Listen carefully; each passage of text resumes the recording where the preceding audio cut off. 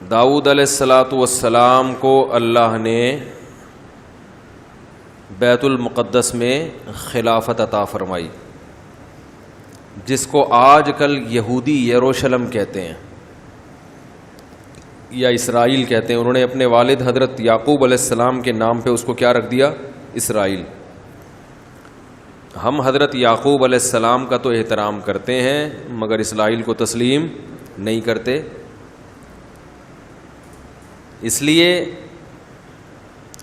کہ جب اقوام متحدہ وجود میں آ گئی اور تمام ملکوں کی دیواریں بارڈر تقسیم ہو گئے، پوری دنیا نے اس کو تسلیم کر لیا، تو کسی بھی ملک کا کسی دوسرے ملک پہ قبضہ کرنا یہ بین الاقوامی قانون کی روح سے اللیگل ہے۔ امریکہ کو ہم تسلیم کرتے ہیں، برطانیہ کو تسلیم کرتے ہیں، انڈیا کو تسلیم کرتے ہیں،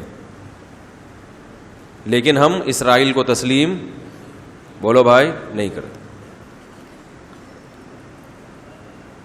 وجہ اس کی یہ ہے کہ جب آپ بین الاقوامی لاء کی خلاف ورزی کرتے ہیں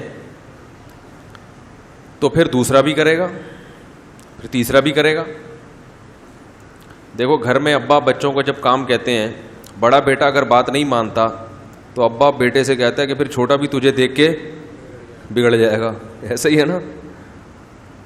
قانون سب کے لیے ایک جیسا ہونا چاہیے۔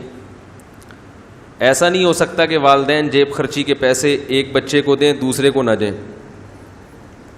وہ کہے گا ابو اس کو کیوں دیے مجھے کیوں نہیں دے رہے۔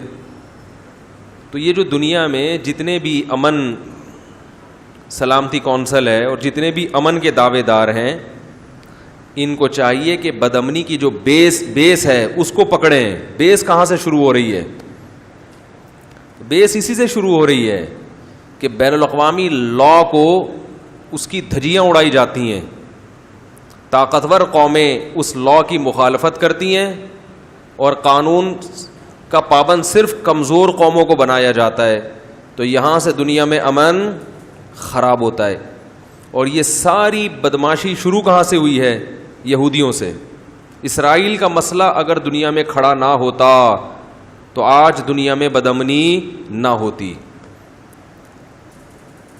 تو وہ سارا اسی کی بیس پہ معاملہ خراب ہوا ہے۔